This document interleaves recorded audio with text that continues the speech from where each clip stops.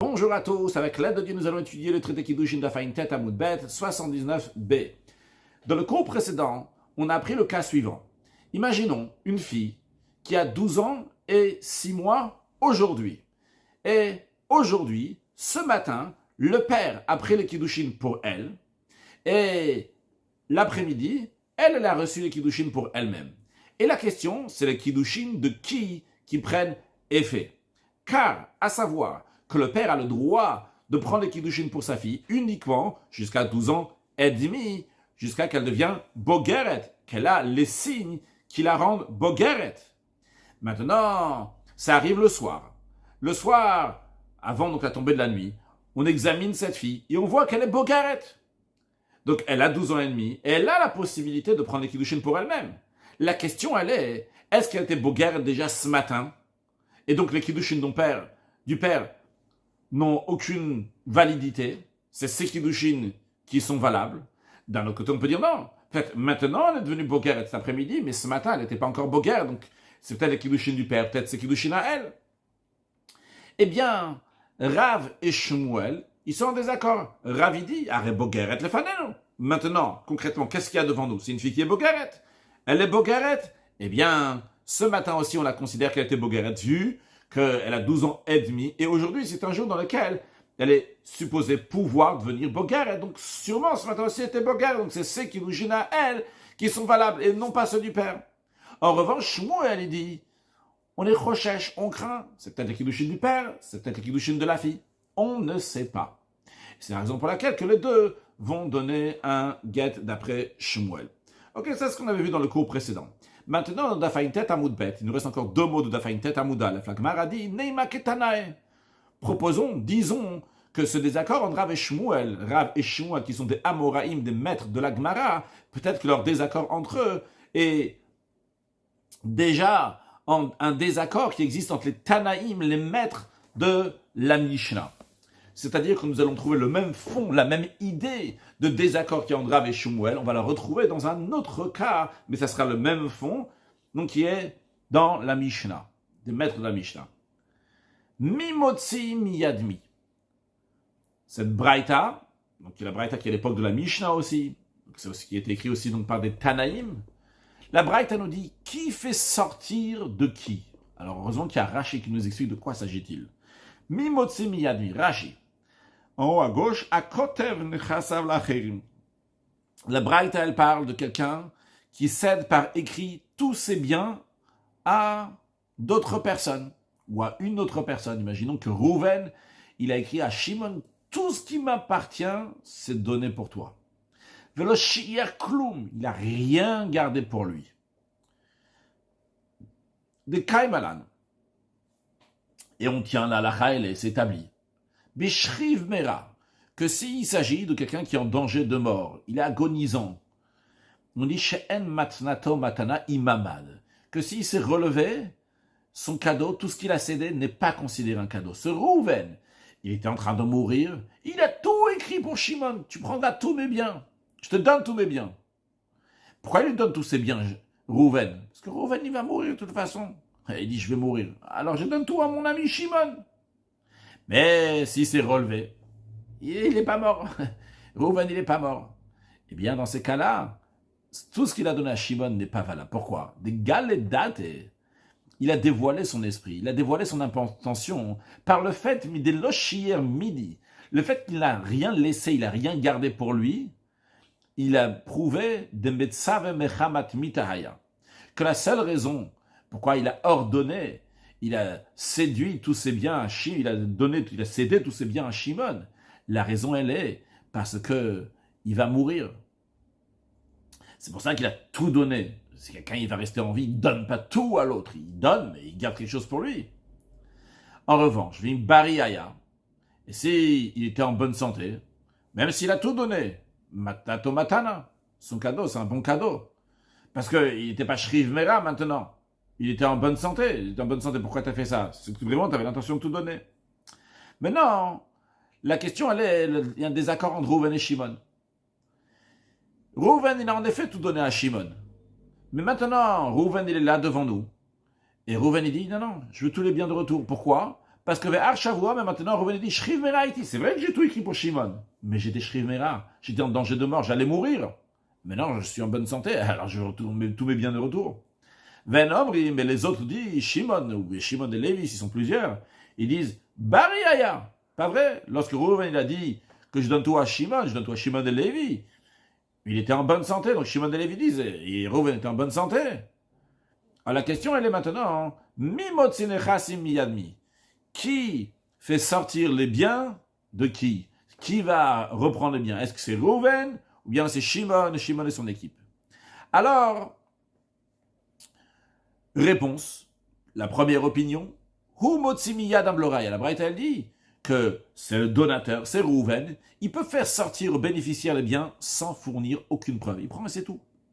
Vehen, et eux, Shimon et Lévi, il ne peut pas prendre quelque chose sans fournir de preuves. C'est-à-dire que Reuven n'a pas besoin de ramener de preuves qu'il était Shriv Mera, qu'il était en danger de mort.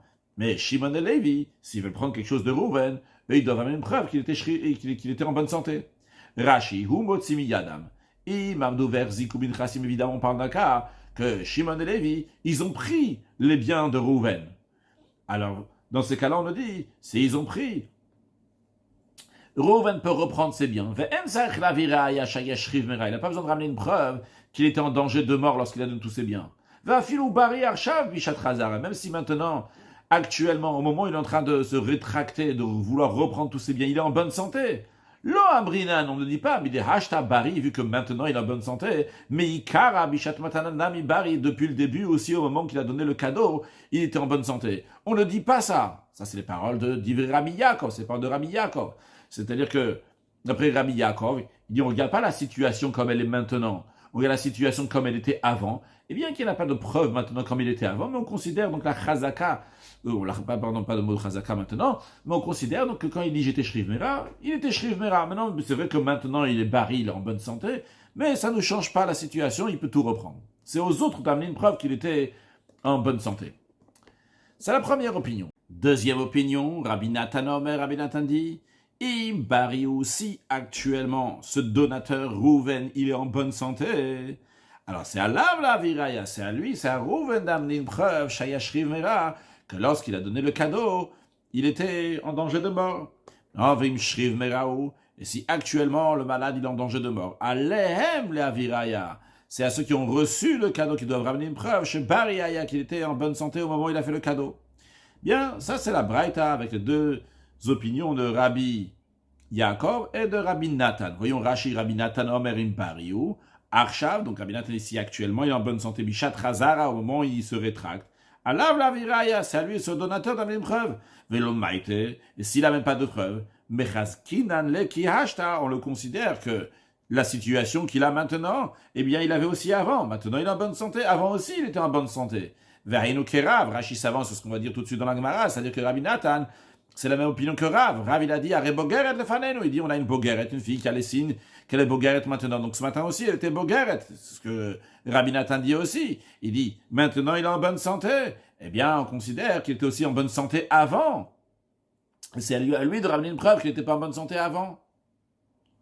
La Gemara dit donc, Neymar Rav de Amak et Rabbi Nathan, disons que Rav, il tient la même opinion que Rabbi Nathan, comme on vient de le dire. Shmuel de Amar, et Shmuel dit, qui Rabbi Yaakov, comme Rabbi Yaakov. Rashi nous explique. Shmuel de Amar, qui Rabbi Yaakov. Shmuel dit, on tient l'opinion de Rabbi Yaakov. De Loazil Batarashta, qui ne va pas, il ne suit pas derrière maintenant, c'est-à-dire la situation actuelle. Elle a Ambrinan, seulement on dit, Shema Bishat Matana, peut-être au moment où il y avait le cadeau, Shriv Meraya, peut-être il était en danger de mort. C'est la même idée que Shmuel. Shmuel dit, c'est vrai que maintenant cette fille-là, elle est Bogeret, mais peut-être ce matin, elle n'était pas Bogeret, comme Rabbi Yaakov le dit. Vrai que cette personne-là, actuellement, elle est en bonne santé, mais peut-être avant, elle était Shriv Mera. Donc, on a ici donc la proposition de dire que le désaccord entre Rav et Shmuel, c'est le même désaccord qu'il y a entre Rabbi Yaakov et Rabbi Nathan. Gmar a dit, Amar la Rav, Rav va te dire non, pas du tout. C'est Rav, il n'est pas là maintenant, mais tu dirais, il n'y a pas besoin de dire ça. Le Rav peut très bien marcher aussi. D'Amre a filo qui Rabbi Yaakov. Il peut être même en accord avec Rabbi Yaakov. Bien que Rav, il dit, on regarde la situation actuelle de cette fille-là, de la Bogeret. elle est maintenant Bogeret, elle était aussi Bogeret ce matin, mais ce n'est pas contradictoire avec l'opinion de Rabbi Yaakov qui dit « Ah, maintenant il est en bonne santé, il faut ramener une preuve qu'il était différent avant. » Non, Rabbi Yaakov lui il a dit que vu que maintenant il est en bonne santé, eh bien c'est lui qui peut prouver qu'il était bien Shriv Mera avant, c'est-à-dire que sa situation avant, elle était différente, qui correspondrait pas avec Rav. Non, pas du tout, ça peut oui correspondre avec Rav. Pourquoi? Parce que Rav va te dire, ah, Kanokama Rabbi Yaakov, jusqu'ici, Rabbi Yaakov a dit son enseignement, que c'est le statut actuel qui détermine le statut qui était aussi avant. Quand est-ce qu'il a dit ça? Hatam labad, ikal meima, parce qu'on peut dire Ahmed Mamon al Cheskato. Il va te dire, laisse l'argent là où elle est. Qu'est-ce que ça veut dire? Dans le cas de Rabbi Yaakov et le cas de Rav, ce n'est pas le même cas. Dans le cas de Rabbi Yaakov il dit, à qui appartenait cet argent? Cet argent appartenait à Rouven. S'il appartenait à Rouven, maintenant elle reste à Rouven. Tant que tu n'as pas ramené une autre preuve, laisse l'argent dans sa chazaka qui est présumé être à Rouven. Donc Rouven, il est maintenant en bonne santé. Vrai, tu dirais, c'est lui qui doit ramener une preuve qu'il n'était pas en bonne santé. Non, il ne doit pas ramener une preuve, c'est aux autres de ramener une preuve, parce que l'argent actuellement, jusqu'à présent, a toujours été chez Rouven. Alors ça appartient encore à Rouven. Aval hacha, mais ici, dans le cas de Rav, Mineima Ahmed Gouf al Cheskato, est-ce qu'on peut dire, maintient le corps dans son dernier statut connu, c'est-à-dire que maintenant, ce corps-là, il était jusqu'à présent, il était le corps d'une Nara, d'une fille qui a 12 ans, entre 12 ans et 12 ans et demi, et non pas une fille qui est Bogeret. Donc, on va la garder encore Nara. Est-ce que tu peux dire une telle chose? Pourquoi pas? Voyons Rashi. Hatam choulou là-bas, dans le cas de l'argent, avec qui va desfeikaou, vu que c'est un doute. Amrina namel mamadal chazaka. On dit, laisse l'argent là où elle est. Même Rav serait d'accord avec ça, de dire, laisse l'argent comme elle était. Elle était chez Rouven. Chez Mourzagmak, s'il était présumé que cet argent lui appartient, comme Matanazo avant ce cadeau-là. Shaya Safek, que ce cadeau-là, c'est un doute. Donc là-bas, on te dit, écoute, l'argent a toujours appartenu à Rouven, laisse l'argent chez Rouven. On ne veut pas dire, ah, maintenant, Rouven, il est en bonne santé, il était aussi en bonne santé avant. Non, là-bas, on ne dira pas ça. Bien que Rav, il dit, elle est Bogueret maintenant, elle était Bogueret ce matin, mais dans le cas de l'argent, il ne dira pas ça. Il dira, l'argent, elle était toujours chez Rouven, elle reste aussi chez Rouven.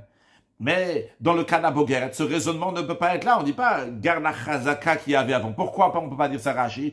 Est-ce qu'on peut dire maintient le corps sur sa chazaka? Et donc, c'est quoi sa chazaka? En quoi on présume ce corps-là de cette jeune fille? Nara. Et on va dire, tiens, cette fille-là, elle est considérée Nara. On ne peut pas dire ça. Pourquoi? Parce que n'oublions pas, on a dit dans le cours précédent, on l'a rappelé au début de ce cours-là, que Yoma de Mashlim Shit, on est le jour qui complète les 6 mois. C'est-à-dire le jour dans lequel elle peut devenir une Bogeret. Donc ce jour-là, elle n'a pas de chazaka. Elle n'a pas de chazaka. Elle n'est pas présumée aujourd'hui être une Nahara, une jeune fille que son père reçoit les Kiddushim pour elle. Elle n'est pas non plus présumée aujourd'hui être une Bogeret, que c'est elle qui reçoit les Kiddushim. Chez Hayom, car aujourd'hui, c'est un jour dans lequel Yomed et les Ishtanot, elle est destinée à se changer, à avoir les signes maintenant de devenir Bogeret. Et c'est la raison pour laquelle, que dans la Bogeret, Rav dit, écoute, aujourd'hui, il n'y a pas de Chazaka. Aujourd'hui, elle peut être Bogeret depuis ce matin. Vu qu'elle est supposée changer aujourd'hui, moi, Rav, je dis que si ce soir, cet après-midi, on voit qu'elle est Bogeret, elle était Bogeret aussi ce matin. Mais dans le cas de Rabbi, dans le cas de celui qui fait sortir l'un de l'autre, je serais même d'accord avec Rabbi Yaakov. On ne va pas dire, ah, tiens, maintenant il est en bonne santé, alors il était aussi en bonne santé au passé lorsqu'il a donné le cadeau. Non, là-bas je vais voir un autre raisonnement. Là-bas je vois à qui appartenait l'argent jusqu'à présent, dans quel chazaka était cet argent, chez Rouven. Mais ici tu ne veux pas dire cette fille-là, elle avait la chazaka d'être une Nahara, était présumée être une jeune fille, que le père reçoit les kiddushin pour elle, vu qu'aujourd'hui elle est supposée changer. Donc c'est la raison pour laquelle on ne peut pas dire que Rav va d'après l'opinion de Rabbi Nathan et il n'est pas d'accord avec Rabbi Yaakov. Puis, la Gemara continue à dire qu'on peut toujours pas dire, on peut pas dire non plus que Shmuel, il est d'accord avec Rabbi Yaakov, il est en désaccord avec Rabbi Nathan. Ou Shmuel, là, Shmuel dit, Anna, moi, des Amre afilou de Rabbi Nathan. Moi, même d'après l'opinion de Rabbi Nathan, bien que Rabbi Nathan il dit, si il est maintenant en bonne santé, il doit ramener une preuve qui était Shriv Mera. Sous-entendu, on regarde la situation actuelle, il est en bonne santé maintenant, ça y est, il est en bonne santé, va ramener une preuve qu'il était différent avant. Il dit, qu'on dit ramener une preuve, c'est que lui doit ramener une preuve qui était différente. C'est donc d'après Rabbi Yaakov, lorsque quelqu'un, il est d'après Rabbi Nathan, pardon, lorsque quelqu'un il est en bonne santé maintenant, il est aussi en bonne santé dans le passé. Donc, dans ce cas-là, ça ne va pas d'après Shmuel, ça va plutôt d'après Rav. Ah, elle est bogaret maintenant, elle est bogaret dans le passé. Il est en bonne santé maintenant, il est aussi en bonne santé dans le passé. Comme ça, Rabbi Nathan nous dit qu'a priori, donc, contre Shmuel. Il a dit non. Ou Shmuel a Shmuel dit, Anna de Amra Philo le Rabbi Nathan. Moi, je dis ça même d'après Rabbi Nathan. Ad Kanokama Rabbi Nathan. Jusqu'à présent, Rabbi Nathan a dit son cas uniquement ici, dans le cas qu'on regarde le statut actuel, découlé Alma Becheskat Brin, parce que tout le monde, en général, est considéré être en bonne santé. C'est la raison pour laquelle, qu'on dit, Rouven est en bonne santé maintenant, il est aussi en bonne santé dans le passé. Si Rouven veut sortir de cette chazaka, ce qui est présumé que tout le monde en général est en bonne santé, il aurait dû ramener une preuve pour appuyer, en effet, dire, j'étais pas en bonne santé, mais il y a une chazaka qui est en bonne santé. Et c'est la raison pour laquelle on le voit maintenant en bonne santé, il est aussi dans le passé en bonne santé. Avalhacha, mais ici, dans le cas de la fille, est-ce qu'elle se retire d'un état antérieur présumé, comme Rashi nous explique,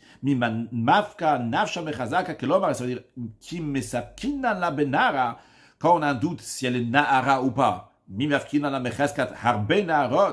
est-ce qu'on l'enlève de la chazaka de beaucoup d'autres filles qui sont naharot, biyom mashnemshit, dans le jour qui finit le 6e jour, que peut-être elle ne va pas devenir Bogaret ce jour-là. Peut-être elle deviendra, oui, Bogaret, elle ne deviendra pas Bogaret aujourd'hui. Donc peut-être elle ne va pas devenir Bogaret aujourd'hui. Donc ça existe qu'elle est encore Nahara aujourd'hui.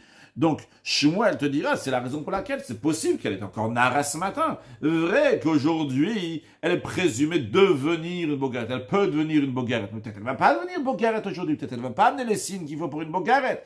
Et dans ces cas-là, elle restera une Nahara. Jusqu'à présent, elle était Nahara. Et il y a d'autres filles qui sont Nahara ce jour-là. Eh bien, on la considère encore Nahara ce matin lorsque le père il a reçu les Kiddushin. Donc peut-être c'est les Kiddushin du père qui sont valables. C'est pour ça que Chayshin a les Kiddushin. C'est pour ça que d'après Shmuel, on dit on va craindre les Kiddushin de deux. Peut-être ceux du père, peut-être ceux de la fille. Ok, donc en tous les cas, on a vu que la Gemara s'est proposé de dire que le désaccord entre Rav et Shmuel, c'est le même désaccord qu'il y a entre Rabbi Yaakov et Rabbi Nathan. Donc de dire que Shmuel, donc lui il pense comme Rabbi Yaakov, que Rav pense comme Rabbi Nathan, que Shmuel comme Rabbi Yaakov. La Gemara dit non, c'est deux raisonnements qui sont différents dans chacun des cas, bien qu'on pensait au début que donc, le fond est le même, mais on a vu qu'en vérité il y a un raisonnement qui est différent à chaque fois, et donc il ne faut pas mélanger ces deux cas. On ne peut pas dire que le désaccord de Rav et Shmuel correspond au désaccord entre Rabbi Nathan et Rabbi Yaakov. Mais la Gemara propose que peut-être ce désaccord-là, il est comme Nemakehan et Tanaï. Disons que le débat entre Rav et Shmuel, c'est comme donc, le débat qu'il y a entre les Tanaïm du cas que nous allons voir tout de suite. Kitcha via Bader. Le Kitcha Tzambaïr, c'est un cas que nous avons vu déjà dans le cours précédent, et au début de ce cours-là, on a ramené aussi. Mais voyons. Le père, donc il était en chemin ce matin, il était Bekadesh, la fille, et elle-même, donc elle a reçu ses propres Kiddushin. Donc on parle toujours de 12 ans et 6 mois. Et c'est le jour dans lequel elle devient devenir Bogaret.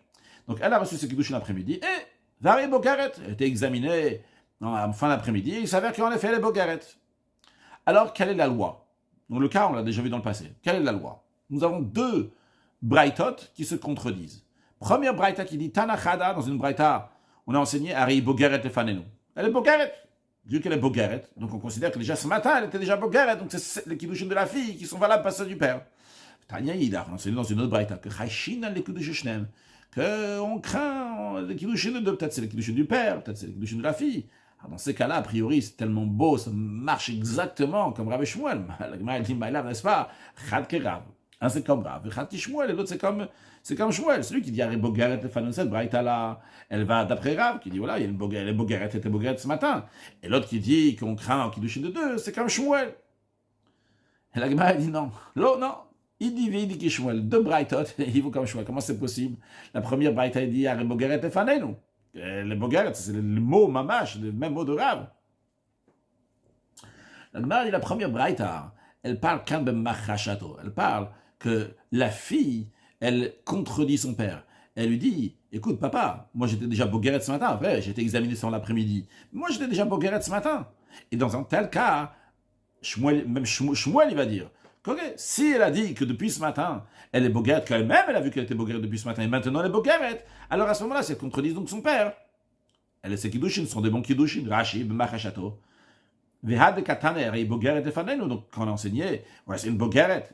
Et on dit qu'elle était boguette déjà depuis ce matin. B'machachato le'avia. Elle contredit son père. L'homme a dit que bagati me'etol. Elle a dit, j'ai déjà boguette d'hier. Ah, j'ai dit depuis ce matin. Rashi dit, donc je suis déjà boguette depuis hier. Avec que l'examen il a été fait aujourd'hui, mais il a déjà boguette depuis hier.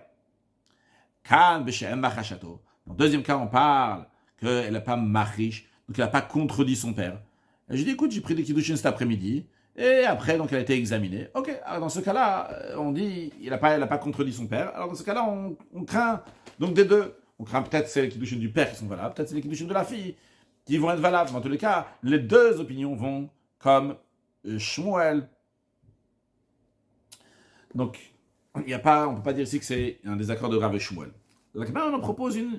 C'est quoi? Basé sur cette idée-là, que ça dépend si la fille a contredit le père ou pas. La Gemara dit, tu sais quoi? J'ai une idée maintenant. Venema, on n'a qu'à dire.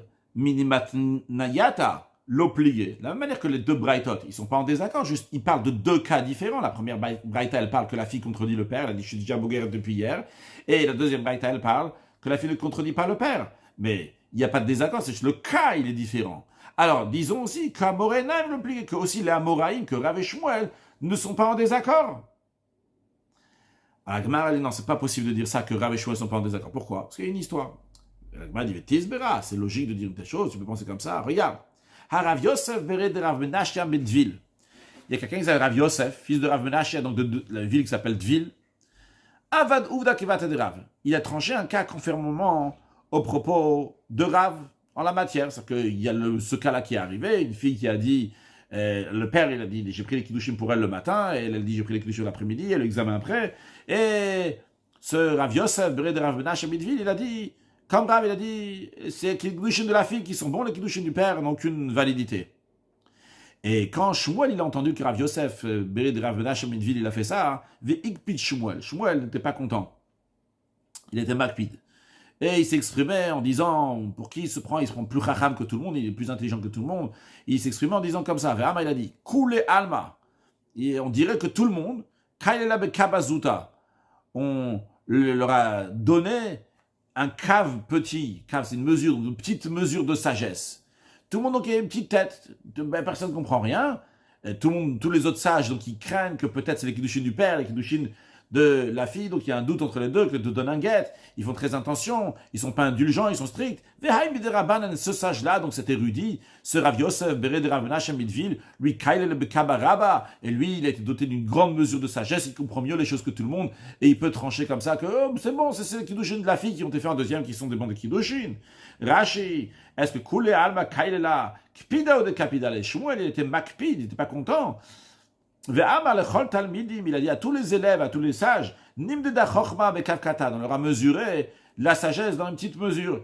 Parce que tous, ils ont une petite tête. La preuve, chez Ireim, ils craignent de s'appuyer sur la sagesse, ou le hatir ish, et de permettre, peut-être elle est déjà mariée, peut-être elle est déjà eshet ish, le fait que le père, il a reçu le kiddushin ce matin, c'est la femme de quelqu'un d'autre, non pas les kiddushin qu'il a pris elle l'après-midi.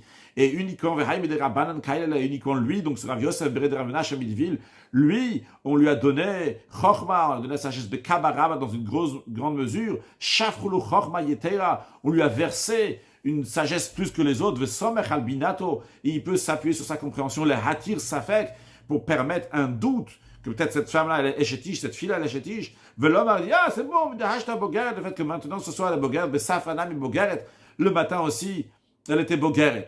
Alors, la Gemara conclut donc sa preuve de dire qu'on ne peut pas dire que Rav et Shmuel sont en accord, et juste ils ne parlent pas du même cas, parce que Visalka datach replié, parce que si ça venait à l'esprit de dire que Rav et Shmuel ils ne sont pas en désaccord, dans ce cas-là, à Maïkamab, pourquoi Shmuel il n'était pas content sur l'enseignement de Rav Yosef Bered Rav Menashia, Dilma ki avadou da machacheto, sûrement quand Rav Yosef il a fait, littéralement Dilma peut-être, parce que Rav Yosef il a tranché sa loi, c'est dans un cas dans lequel la fille a dit à papa, j'étais déjà bogueret depuis hier. Et c'est dans ce cas-là qu'il a dit, arrête bogueret le faneno, donc elle me koudèche à celle qui a pris les kiddushin, non pas parce que le père il a pris les kiddushin. Le fait que Shmuel s'est mis en colère, c'est une preuve que Shmuel et Rav sont en désaccord.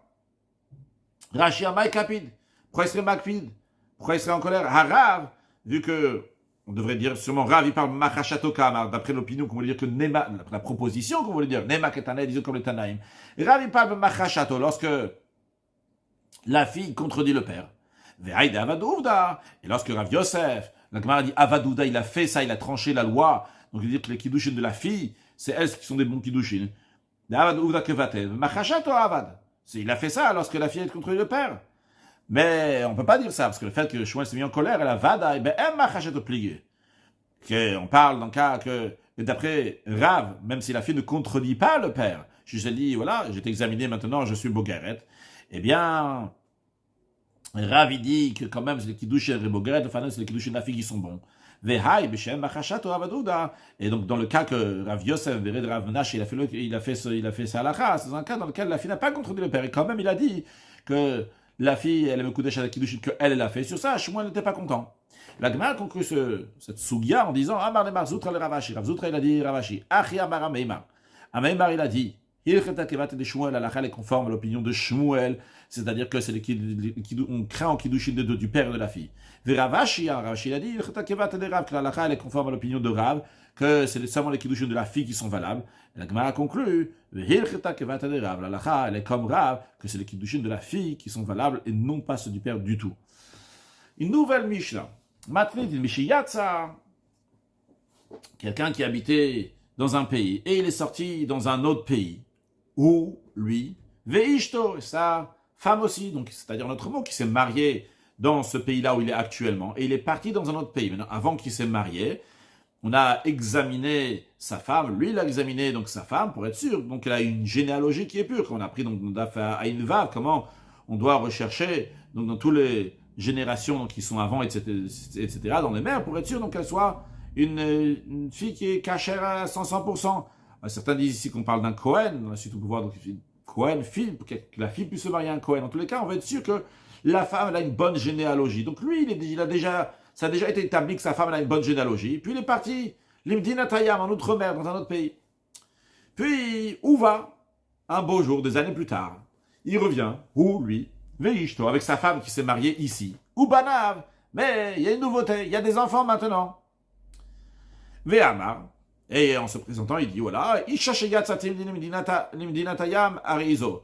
La femme que j'ai pris avec moi à Medinatayam, la voici, elle est là, c'est bien elle. Donc ça, c'est assez facile pour nous de reconnaître, on la connaît, elle était là dans le passé.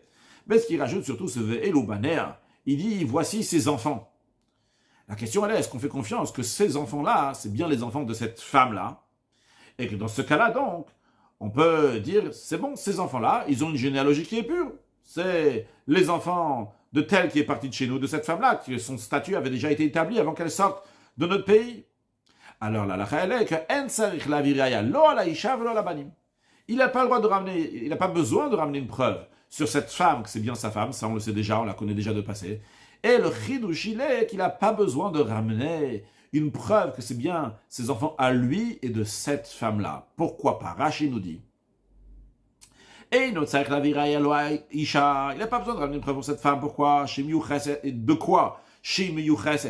Qu'elle a une bonne généalogie. Pourquoi il n'a pas besoin? On l'a déjà examiné lorsqu'il s'est marié avec elle. Mais le chidouch, il est ici, il a banim, qui n'a pas besoin de ramener une preuve sur les enfants non plus. Qui des mots que Big Mara, la Gemara dira qu'on parle d'un cas Big Tanim, que c'est des petits enfants, ou Kuruchim Acharea, et ils sont rattachés à cette femme que ce monsieur dit que c'est leur mère. Donc le fait que ces enfants sont rattachés à elle, de Becheskat Imanen, donc on présume que c'est bien leur mère. Donc il n'y a pas besoin de ramener une preuve par des témoins que ça c'est bien leur mère, pour dire que ces enfants-là ont une bonne généalogie. Le fait qu'ils sont rattachés à la mère, c'est déjà suffisant. Un autre cas, cette personne-là, elle dit, je suis parti en outre-mer, vous vous rappelez, je me suis marié ici, mais ma femme n'est plus là. Meta, elle est morte. Mais par contre, Eloubanea, voici les enfants que la femme avec qui je me suis marié m'a amené. Eh bien, Mevi Reaya Alabanim, il doit fournir une preuve au sujet des enfants. Qu'est-ce que ça veut dire? Quelle preuve il doit ramener? Rachid nous dit, Mevi Reaya Alabanim, Shayubne Otaisha. Il doit ramener une preuve donc, par des témoins qui dit, ouais, ça, ces enfants-là, c'est bien les enfants de madame telle et telle, avec lesquels il s'était marié, qui est morte. Il n'a pas besoin de fournir de preuves au sujet de la femme. Du moment où on sait que ces enfants-là, c'est les enfants de telle femme, cette femme-là, on la connaissait déjà, on savait que c'était une femme qui avait une bonne généalogie, donc les enfants aussi seront purs, une bonne généalogie, dans le cas où on a des témoins qu'en effet, c'est les enfants de cette femme qui est morte. Un autre cas, quelqu'un qui est parti seul du pays dans lequel il était, il est parti dans un autre pays, il est parti en outre-mer seul, il n'était pas marié. Et il revient, et il dit, je suis marié avec une femme en outre-mer, ailleurs. Hareizo, la voilà d'ailleurs, Ve'ilu Baner, et voici ses enfants. Eh bien, Mevirai la Isha, il doit ramener une preuve sur la femme, qu'elle, elle a une généalogie qui est pure. S'il a ramené une preuve que elle, cette femme-là, elle a une généalogie qui est pure, il n'a pas besoin de ramener une preuve pour les enfants. Les enfants, ils sont attachés à elle, donc on considère bien que c'est ses enfants, comme Rashi nous dit. Meviraya la Aisha, de ramener une preuve pour la femme. Shimi Yuchaset, qu'elle a une bonne généalogie. Ve'inu Meviraya la Bani, il n'a pas besoin de ramener une preuve pour les enfants. Shari Kruchina Charea, parce que les enfants, ils sont rattachés à elle. Maintenant, dans un cas qu'il est parti seul en outre-mer, et il revient avec des enfants, et il dit, par contre, la femme avec qui je me suis marié, mais elle est morte. Mais Ve'ilu Banea, et les enfants sont là. Dans ces cas-là, c'est la viraya la isha. Il doit ramener une preuve, donc c'est la femme, elle était d'une bonne généalogie, vers la banim, et aussi sur les enfants, que les enfants sont bien les enfants de cette femme. Rashi, Meita Ve'ilu Banea. Il dit, elle est morte, la femme à qui je me suis marié, donc vous ne l'avez jamais connue, mais voici ses enfants. Il n'y a aucune preuve. Il y a la preuve pour la généalogie de cette femme, parce qu'il s'est marié avec elle ailleurs. Il n'y a pas de preuve que c'était la mère de ses enfants, parce qu'ils ne sont pas attachés à elle, elle est morte. Donc, Meviraya la Isha Hashem Yucheset. Il ramène une preuve que la femme, donc elle a un bon yichus, une bonne généalogie, va la banim, et les enfants chez Otage Ishayo, qui sont bien, qui étaient bien de cette femme. Gemara, Rabbaravuna, il a dit, tous les cas dans la Mishnah qui dit, à chaque fois comme Rashi nous dit, Kulan, chaque fois que la Mishnah dit, des katane matnitin, que la Mishnah dit, ensaich le aviraya la banim, qu'on n'a pas besoin de ramener une preuve pour les enfants, à chaque fois, c'est bikruchin acharea. C'est uniquement, c'est une bakin, ils sont collés à elle, ils sont attachés à elle. Eh bien, à ce moment-là, il n'a pas besoin de ramener des preuves sur les enfants. À ce sujet, Tanora Banan, une braïta, donc, qui est un sage enseigné, qui développe un peu plus de détails de la Mishnah. Isha nasati vimnin tayam. Quelqu'un qui habitait chez nous et est parti ailleurs, et il revient et dit, je suis marié avec une femme en outre-mer. Mais viraya la isha, il ramène une preuve que c'est bien sa femme, et que cette femme-là, il ramène une preuve que cette femme-là a bien une bonne généalogie, il n'a pas besoin de ramener une preuve pour les enfants. Maintenant, on met viraya la gdolim, la viraya la ktalim. Ça qu'on a dit qu'il n'a pas besoin de ramener une preuve pour les enfants, c'est pour les petits-enfants, parce que les petits-enfants, ils sont rattachés à elle. Donc, dès qu'il a ramené une preuve que la femme, c'est une bonne généalogie, les petits-enfants qui sont rattachés à elle sont considérés les enfants. Par contre, sur les grands-enfants, ça, il doit ramener une preuve, parce que peut-être, ce ne sont pas ses enfants. On ne voit pas ici, en tous les cas, que c'est les enfants de cette femme-là. Rashi, s'il dit, je suis marié, donc en outre-mer avec une femme, il doit ramener une preuve que cette femme-là a une bonne généalogie et non pas, et il n'a pas besoin de ramener une preuve sur les enfants, évidemment pas, donc il est revenu avec cette femme-là. Au Messaï, Asil, et dans la suite, donc ce que nous venons de lire maintenant, Rachel nous dit que c'est la suite pour dire, dans quels enfants on parle la Braïta. Lorsqu'il dit qu'il n'y a pas besoin de ramener de preuves pour les enfants, que c'est bien les enfants de cette dame-là et que nous clarifions sa généalogie, dès que la généalogie pure, on dit que ses enfants aussi ou une bonne généalogie. Dans quel cas c'est dit, Big Tanim, uniquement les petits-enfants qui sont rattachés à elle. Mais le Big Dolim, même pas les grands qui ne sont pas rattachés à elle. Des Meviraya Lagdolim, Shem Kruchim Acharaem. Pour nous dire donc, s'il a ramené une preuve sur les grands qui ne sont pas rattachés avec la mère, et Meviraya Lagtanim, il n'a pas besoin de ramener une preuve pour les petits. Pour les grands, il y a besoin. Pour les petits, c'est pas nécessaire, parce que les petits, le fait qu'ils sont rattachés à la mère, ça nous prouve que c'est bien leur mère. Mais la Braïta nous dit attention, même ça, dans quel cas on dit que le fait que les enfants ils sont rattachés à la mère, ça c'est une preuve que c'est bien leur mère. Donc vu que leur mère elle a une bonne généalogie, les enfants aussi, c'est uniquement Isha Achat, c'est uniquement si c'est une seule femme. Mais si il revient et dit je m'étais marié avec 2 femmes. Il y a une qui est morte, et maintenant, non, ça c'est la deuxième qu'elle j'ai maintenant. Dans ces cas-là, Meviraï à la Isha, ve à la Banim, à la Gdolim, à la Ktanim. Il doit ramener une preuve aussi bien sur la femme, aussi bien sur les grands, et aussi bien sur les petits, en effet. Parce que les petits peuvent venir de la première femme, et quand il s'est remarié, avec qui ses petits-enfants ils vont s'attacher? Ils sont attachés avec la nouvelle mère, donc peut-être c'est pas leur mère. Rashi be Isha Achat. She'amar Isha Achat Nasadik. Elle a dit, je me suis marié avec une femme, et voilà les enfants. Aval Amar Shtei Nashimayu. Mais s'il dit, j'avais 2 femmes, ou Meta Achat, il y en a une qui est morte. Ve'elu, par contre, les enfants que j'ai avec moi, Banea Shelzo, c'est les enfants de la femme que j'ai maintenant. Eh bien, Meviraya Lea Shem Yuchaset. Il doit ramener donc une preuve qu'elle a un bon yichus, une bonne généalogie. Va la Banim, mais les enfants Shem Banea, c'est des enfants.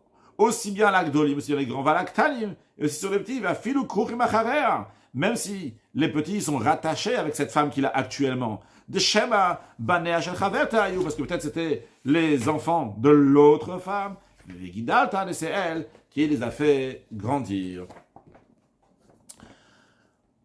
Conclure avec une halakha. Ici, voilà, le Ram nous présente donc les cas que nous avons vus. Kohen Meyuchas. Donc, la Gemara, on n'a pas parlé clairement d'un Kohen, mais en effet, c'est important pour le Kohen, pour que sa descendance reste Kohen, ils ne sont pas des Chalalin. C'est important donc aussi pour quelqu'un qui veut que sa fille puisse se marier avec un Kohen. Donc, la manière, en tous les cas, que c'est présenté dans la halakha, c'est un Kohen qui a une bonne généalogie, qui est sorti, donc il est parti dans un autre pays avec sa femme qu'on connaît, qu'elle est cachère. Il est parti dans un autre pays et il revient avec des enfants qui sont rattachés à la femme. Et il a dit, la femme qui est sortie avec moi, la voilà, vous la connaissez, voici les enfants, c'est bien ses enfants. Il n'a pas besoin d'amener des témoins ni sur la femme, ni sur les enfants, vu que les enfants sont rattachés à elle. Conclure avec un sujet de Chassidut. Aller l'imdinatayam, aller d'un autre côté de la mer, sur le plan spirituel, on dit un mari qui est parti dans une autre Mishnah. Je ne parle pas de ce cas-là de la Mishnah, c'est lié indirectement à ce qu'on a appris aujourd'hui. Quand on parle l'imdinatayam, de l'autre côté, on dit un mari qui est parti l'imdinatayam. On dit que c'est Akadosh Baruch Hu qui est parti, entre guillemets, l'imdinatayam, qui est parti donc en outre-mer pendant l'exil. Dans la Chassidut, c'est expliqué que même quand Akadosh Baruch Hu il est parti, entre guillemets, ailleurs pendant l'exil, mais en vérité, c'est pour notre bien. Comme par exemple, un élève avec son maître. Son maître, il est en train d'étudier avec lui, et il voit qu'il a quelque chose de très, très, très, très profond. Il a besoin maintenant de s'arrêter. Le maître ne peut plus continuer à enseigner. Il a besoin de s'approfondir sur le sujet pour pouvoir transmettre à son élève quelque chose de nouveau, une nouvelle dimension. Eh bien, le maître s'arrête d'enseigner à l'élève, il réfléchit. Pour l'élève, il y a une galoute, il y a une exil ici, il n'y a plus de maître, il ne voit plus son maître il est parti ailleurs. Mais en vérité, son maître, pas seulement qu'il n'est pas parti ailleurs, il est là pour l'élève, il veut lui donner encore mieux, et c'est pour ça donc il s'est arrêté pour pouvoir lui donner ce sujet intellectuel dans lequel il est en train de s'approfondir actuellement. Dieu, il a amené une exil, c'est pour amener après la délivrance, une délivrance qui sera encore plus grande que tous les autres délivrances, pour arriver au 3e temple qui sera encore plus grand que le temple précédent, à une lumière divine qui sera de manière fixe et éternelle dans ce monde très prochainement, avec la venue de Mashiach. Now, une excellente journée.